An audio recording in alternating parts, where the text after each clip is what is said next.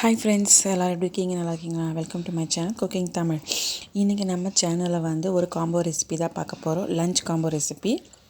அது என்னென்னா, ஒரு ஹெல்த்தியான ஒரு பூண்டு குழம்பு, ரசம், ஒரு கேரட் பீன்ஸ் பொரியல். அதுக்கு முன்னாடி நம்ம சேனலை மறக்காமல் சப்ஸ்கிரைப் பண்ணிவிடுங்க ஃப்ரெண்ட்ஸ். ஒரு மிக்ஸி ஜாரில் 15 பல் பூண்டு, ஒரு 1/4 ஸ்பூன் மிளகு, 1/4 ஸ்பூன் சீரகம், இதில் 3 சீக்கிரமாக அறுப்படுறதுக்கு கொஞ்சோண்டு வெங்காயத்தை ஆட் பண்ணி நம்ம கிரைண்ட் பண்ணிக்கலாம்.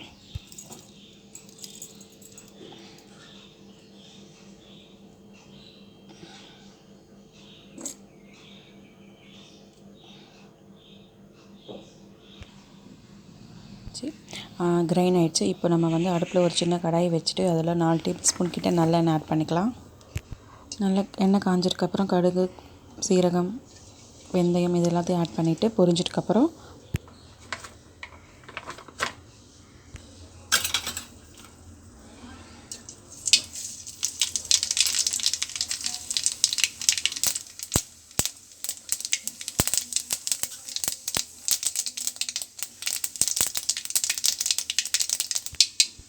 இதெல்லாம் சீக்கிரமாக பொரிஞ்சதுக்கப்புறம் நம்ம கிரைண்ட் பண்ணி வச்சுருந்த அந்த பூண்டு பேஸ்ட்டை நம்ம அந்த எண்ணெயில் ஆட் பண்ணி லைட்டாக வதக்கிக்கலாம். வதக்கும் போது கொஞ்சோண்டு கருவேப்பிலையும் சேர்த்து ஆட் பண்ணிவிட்டு கூடவே ஒரு 3 வெங்காயத்துக்கிட்ட நான் சாப் பண்ணி வச்சுருக்கேன், அதையும் சேர்த்து நல்லா வதக்கிக்கலாம்.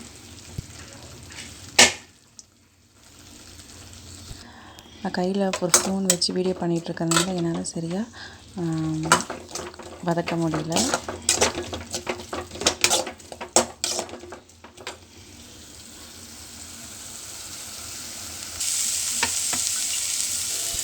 கூடவே 2 தக்காளி சாப் பண்ணது அதையும் சேர்த்து நல்லா ஆட் பண்ணி நம்ம வதக்கிக்க வேண்டியதான்.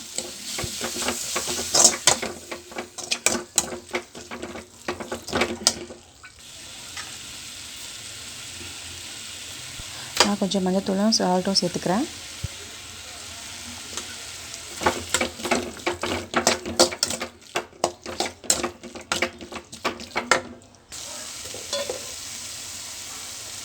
நம்ம வீட்டில் அரைச்ச குழம்பா மிளகாய் தூளுக்கும் இல்லையா, அது ஒரு 2 ஸ்பூன் கிட்ட நான் ஆட் பண்ணிக்கிறேன்.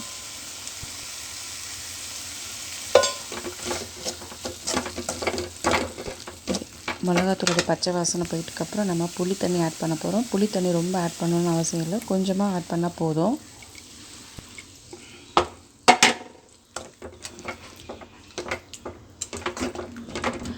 புளி தண்ணியோட பச்சை வாசனை போயிட்டுக்கப்புறம் நம்ம தேவையான அளவு உப்பு ஆட் பண்ணிக்கிட்டு ரொம்ப தண்ணி ஆட் பண்ணாமல் நமக்கு எவ்வளோ தண்ணி தேவையோ, எவ்வளோ குழம்பு தேவையோ அதுக்கு தகுந்த மாதிரி தண்ணி ஆட் பண்ணிக்கலாம். இந்த குழம்பு கொஞ்சம் திக்காக இருந்தால் மட்டும் நல்லாயிருக்கும். ஸோ நம்ம தண்ணி மட்டும் பார்த்து ஆட் பண்ணிக்கலாம்.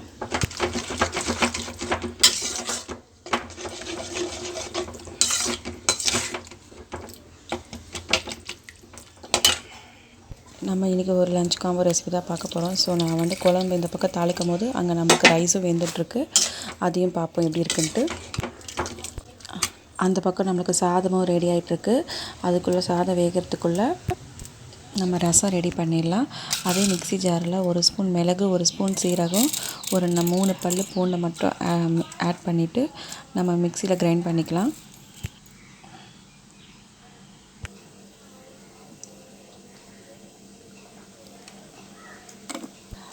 நம்மளுக்கு அதுக்குள்ளே பூண்டு குழம்பு நல்லா ரெடி ஆகிடுச்சு. இந்த மாதிரி எண்ணெய் பிரிஞ்சு வர மாதிரி இந்த ஸ்டேஜில் நம்ம குழம்ப ஆஃப் பண்ணிக்கலாம். ஆஃப் பண்ணிவிட்டு வேறு ஒரு பாத்திரத்துக்கு ட்ரான்ஸ்ஃபர் பண்ணிக்கலாம். இப்போ அதே கடாயிலே நம்ம ரசம் தாளிக்க போகிறோம்.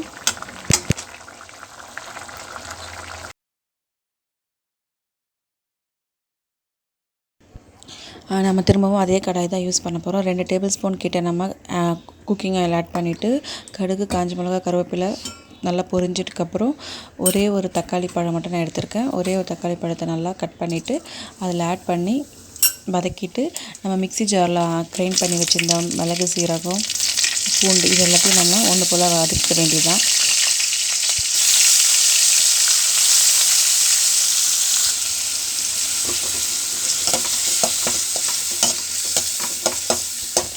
நம்ம இந்த மாதிரி பிளான் பண்ணி செய்கிறதுனால நம்மளுக்கு வெசல்ஸ் அந்த அளவுக்கு நமக்கு சிங்கில் விழாது. ஸோ நம்ம இதை ஐடியாவை நம்ம ஃபாலோ பண்ணிக்கலாம் ஒரே பாத்திரத்தில் செய்கிற மாதிரி. ஆனால் இது பார்த்திங்கன்னா ஒர்க்கிங் உமனுக்கு இது கண்டிப்பாக செட் ஆகாது. நம்மளுக்கு சமைக்க டைம் இருந்தால் மட்டும் நம்ம இந்த ஆப்ஷனை யூஸ் பண்ணிக்கலாம். கொஞ்சமாக மிக்ஸி ஜாரில் தண்ணி ஆட் பண்ணி அதையும் நான் ஆட் பண்ணிக்கிறேன்.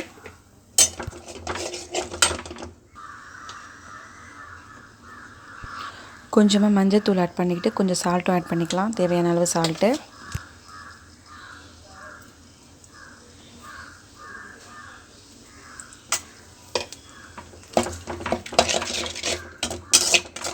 நம்ம பூண்டு குழம்புக்கும் ரசத்துக்கும் ஒன்றா தான் புளி ஊற வச்சுருந்தோம்.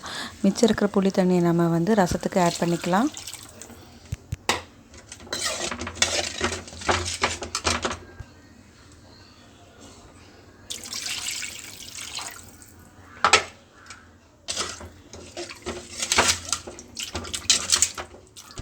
நம்ம தண்ணியில் நல்லா ஆட் பண்ணிவிட்டு உப்பு காரம் செக் பண்ணிவிட்டு ஒரு சின்ன பச்சை மிளகாவையும் சேர்த்து நம்ம கொதிக்க விடும் போது அந்த ரசத்துடைய ஃப்ளேவர் கொஞ்சம் நல்லாயிருக்கும்.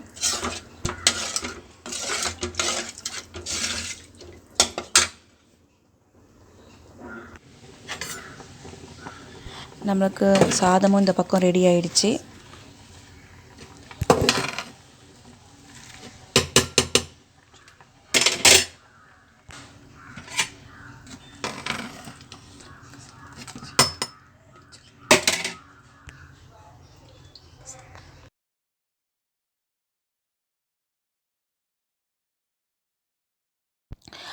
நமக்கு ரசமும் ரெடி ஆயிடுச்சு. அந்த ரசத்தை நம்ம வேறு ஒரு பாத்திரத்துக்கு ட்ரான்ஸ்ஃபர் பண்ணிவிட்டு அடுத்து அதே கடாயில் நம்ம வந்து கேரட் பீன்ஸ் பொரியலும் செய்ய போகிறோம்.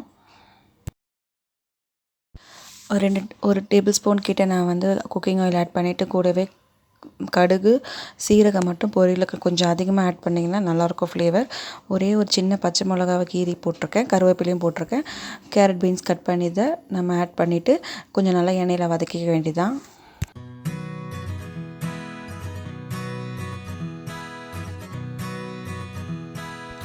கொஞ்சமாக மஞ்சள்தூள் ஒரு ஸ்பூன் கிட்ட நான் வந்து சால்ட்டும் ஆட் பண்ணிக்கிறேன்.